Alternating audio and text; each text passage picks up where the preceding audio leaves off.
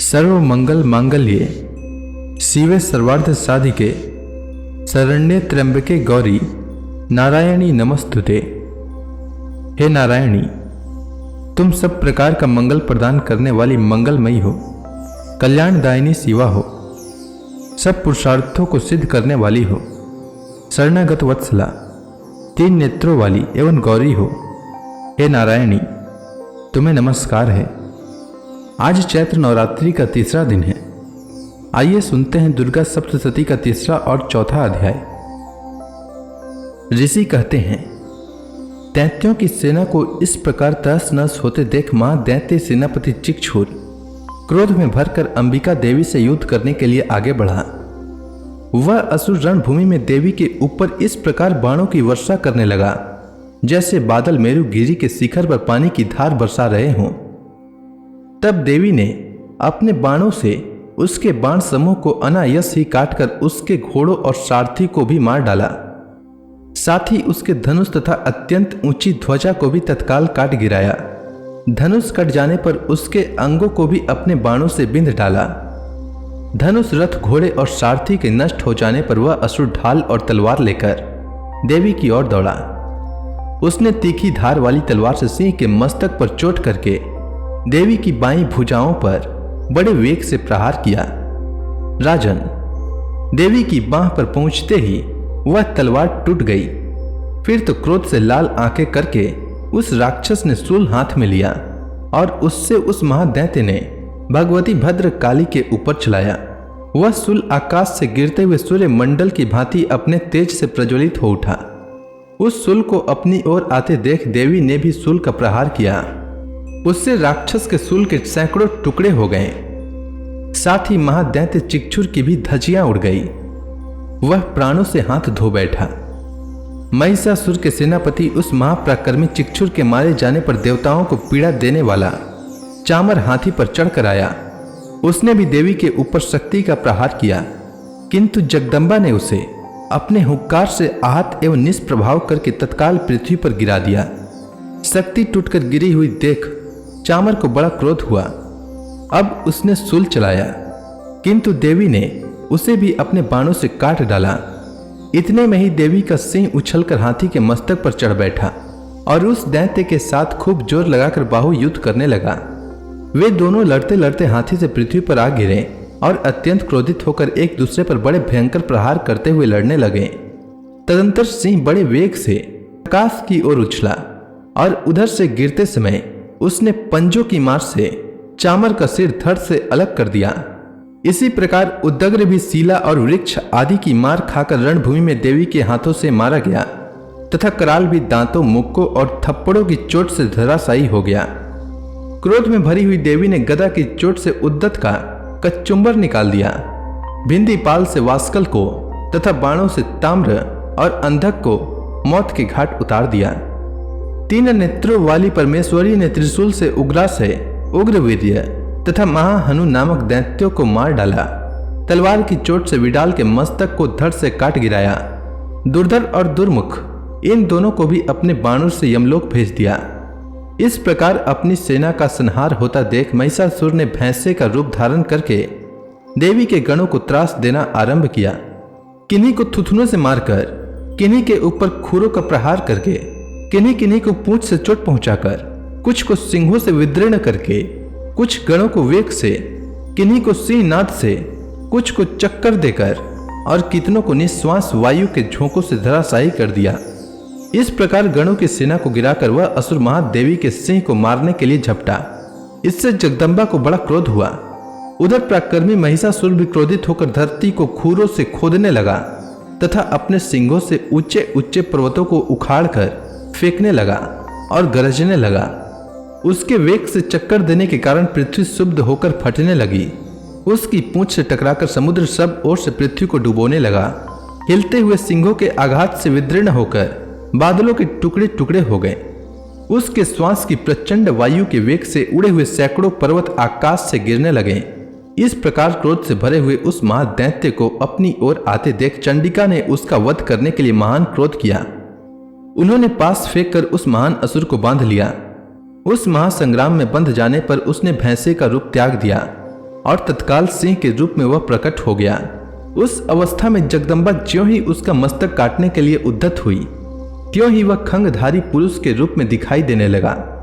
तब देवी ने तुरंत ही बाणों की वर्षा करके ढाल और तलवार के साथ उस पुरुष को भी बिंद डाला। इतने में ही वह महान गजराज के रूप में परिणत हो गया तथा अपनी सूंड से देवी के विशाल सिंह को खींचने और गरजने लगा। खींचते समय देवी ने तलवार से उसकी सूंड काट डाली। तब उस महादैत्य ने पुनः भैंसे का शरीर धारण कर लिया और पहले की भांति चराचर प्राणियों सहित तीनों लोकों को व्याकुल करने लगा। तब क्रोध में भरी हुई जगन माता चंडिका बारंबार उत्तम मधु का पान करने और लाल आंखें करके हंसने लगी। उधर वह बल और पराक्रम के मद में उन्मत्त हुआ राक्षस गरजने लगा और अपने सिंगों से चंडी के ऊपर पर्वतों को फेंकने लगा। उस समय देवी अपने बाणों के समूहों से उसके फेंके हुए पर्वतों को चूर्ण करती हुई बोली। बोलते समय उनका मुख मधु के मद से लाल हो रहा था और वाणी लड़खड़ा रही थी। देवी ने कहा, अरे मूढ़, मैं जब तक मधु पीती हूं तब तक तू क्षण भर के लिए गरज ले। मेरे हाथों से तेरी मृत्यु हो जाने पर अब शीघ्र ही देवता भी गर्जना करेंगे। ऋषि कहते हैं। यह कहकर देवी उछली और उस महादैत्य के ऊपर चढ़ गई। फिर अपने पैर से उसे दबाकर उन्होंने शूल से उसके कंठ में आघात किया। उनके पैर से दबे होने पर भी महिषासुर अपने मुख से दूसरे रूप में बाहर होने लगा। अभी आधे शरीर से ही वह बाहर निकलने पाया था कि देवी ने अपने प्रभाव से उसे रोक दिया। आधा निकला होने पर भी वह महादैत्य देवी से युद्ध करने लगा। तब देवी ने बहुत बड़ी तलवार से उसका मस्तक काट गिराया। फिर तो हाहाकार करती हुई दैत्यों की सारी सेना भाग गई तथा संपूर्ण देवता अत्यंत प्रसन्न हो गए। देवताओं ने दिव्य महर्षियों के साथ दुर्गा देवी का स्तवन किया। गंधर्व राज गाने लगे तथा अप्सराएं नृत्य करने लगीं। इस प्रकार से मार्कंडे पुराण में सावर्णिक मनवंतर की कथा के अंतर्गत देवी महात्म्य का महिषासुर वध नामक तीसरा अध्याय पूरा हुआ। अब आइए श्रवण करते हैं दुर्गा सप्तशती का चौथा अध्याय। ऋषि कहते हैं, अत्यंत पराक्रमी दुरात्मा महिषासुर तथा उसकी दैत्य सेना के देवी के हाथों मारे जाने पर इंद्र आदि देवता प्रणाम करने के लिए गर्दन तथा कंधे झुकाकर उन भगवती देवी का उत्तम वचनों द्वारा स्तवन करने लगे।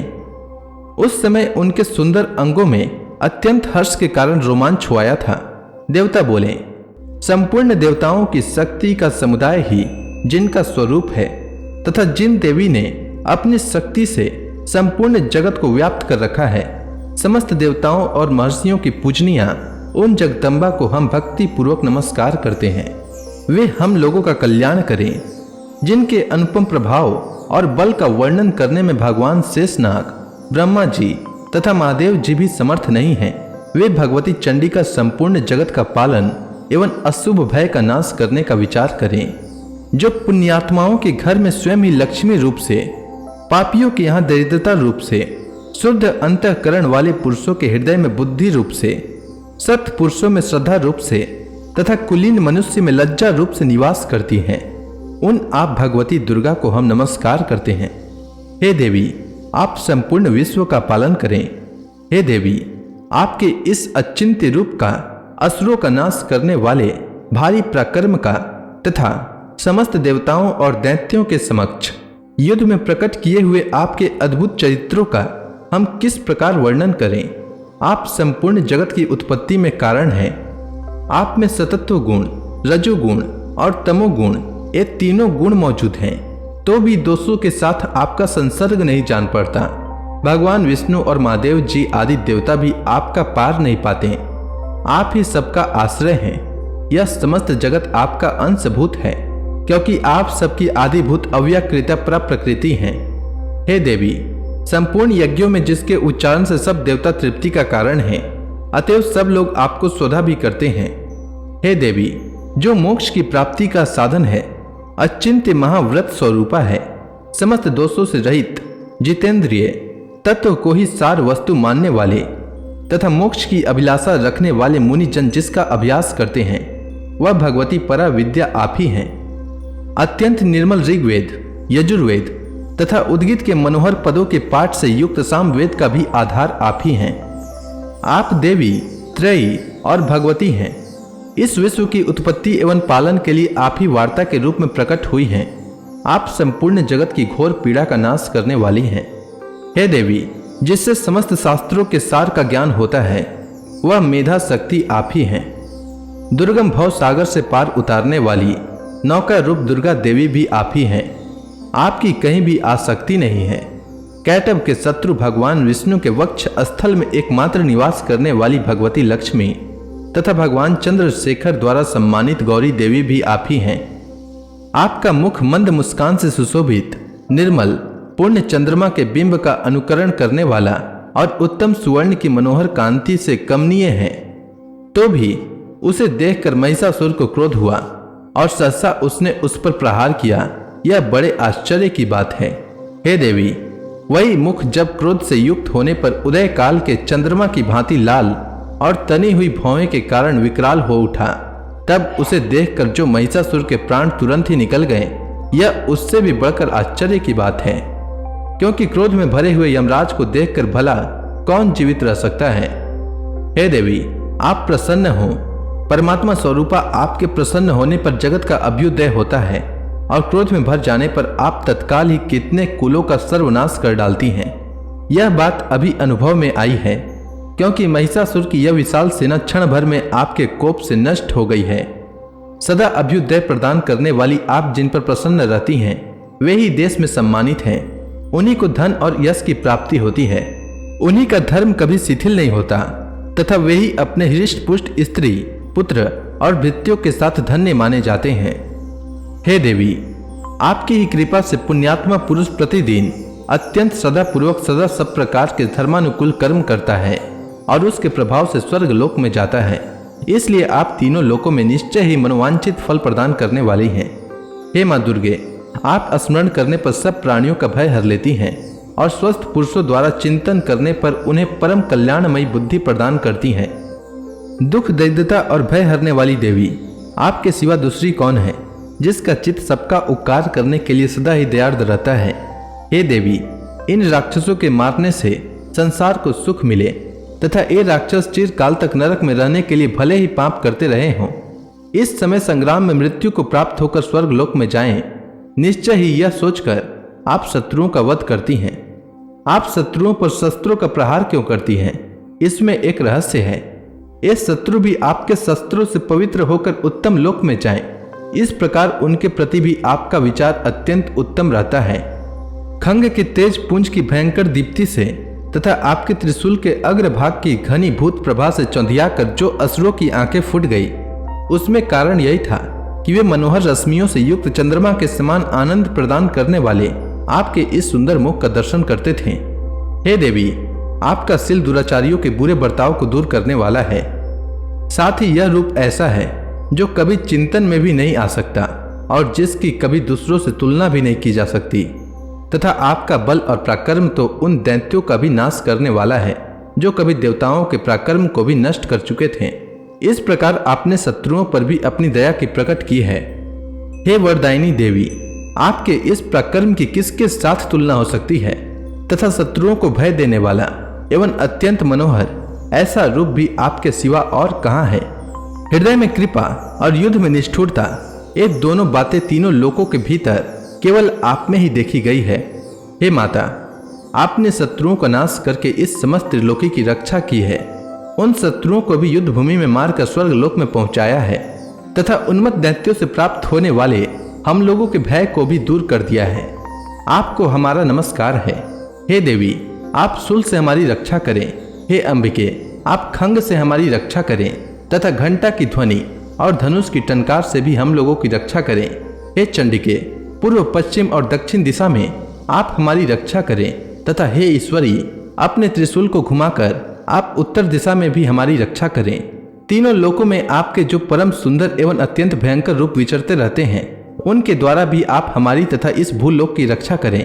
हे अंबिके, आपके कर पल्लवों में शोभा पाने वाले खंग, शूल और गदा आदि जो जो अस्त्र हों, उन सब के द्वारा आप सब ओर से हम लोगों की रक्षा करें। ऋषि कहते हैं, इस प्रकार जब देवताओं ने जगन माता दुर्गा की स्तुति की और नंदन वन के दिव्य पुष्पों एवं गंध चंदन आदि के द्वारा उनका पूजन किया, फिर सबने मिलकर जब भक्ति पूर्वक दिव्य धूपों की सुगंध निवेदन की, तब देवी ने प्रसन्न वदन होकर प्रणाम करते हुए सब देवताओं से कहा, देवी बोली, हे देवताओं, तुम सब लोग मुझसे जिस वस्तु की अभिलाषा रखते हो उसे मांगो। देवता बोले, भगवती ने हमारी सब इच्छा पूर्ण कर दी, अब कुछ भी बाकी नहीं है, क्योंकि हमारा यह शत्रु महिषासुर मारा गया। हे महेश्वरी, इतने पर भी यदि आप हमें और वर देना चाहती हैं तो हम जब जब आपका स्मरण करें तब तब आप दर्शन देकर हम लोगों की महान संकट दूर कर दिया करें, तथा प्रसन्न मुखी अंबिके, जो मनुष्य इन स्तोत्रों द्वारा आपकी स्तुति करें उसे वित्त, समृद्धि और वैभव देने के साथ ही उसकी धन और स्त्री आदि संपत्ति को भी बढ़ाने के लिए आप सदा हम पर प्रसन्न रहें। ऋषि कहते हैं, हे राजन, देवताओं ने जब अपने तथा जगत के कल्याण के लिए भद्रकाली देवी को इस प्रकार प्रसन्न किया तब वे तथा अस्तु कहकर वहीं अंतर्ध्यान हो गई। हे भूपाल, इस प्रकार पूर्व काल में तीनों लोकों का हित चाहने वाली देवी जिस प्रकार देवताओं के शरीर से प्रकट हुई थी वह सब कथा मैंने कह सुनाई। अब पुनः देवताओं का उपकार करने वाली वे देवी दुष्ट दैत्यों तथा शुंभ निशुंभ का वध करने एवं सब लोगों की रक्षा करने के लिए गौरी देवी के शरीर से जिस प्रकार प्रकट हुई थी वह सब प्रसंग मेरे मुख से सुनो, मैं उसका तुमसे यथावत वर्णन करता हूँ। इस प्रकार श्री मार्कंडेय पुराण में सावर्णिक मनवंतर की कथा के अंतर्गत देवी महात्म्य में शक्रादि स्तुति नामक चौथा अध्याय पूरा हुआ। अब अगला अध्याय कल लेकर आता हूँ, तब तक के लिए माँ दुर्गा का नाम लेते रहें। तो प्रेम से बोलिए दुर्गा महारानी की जय।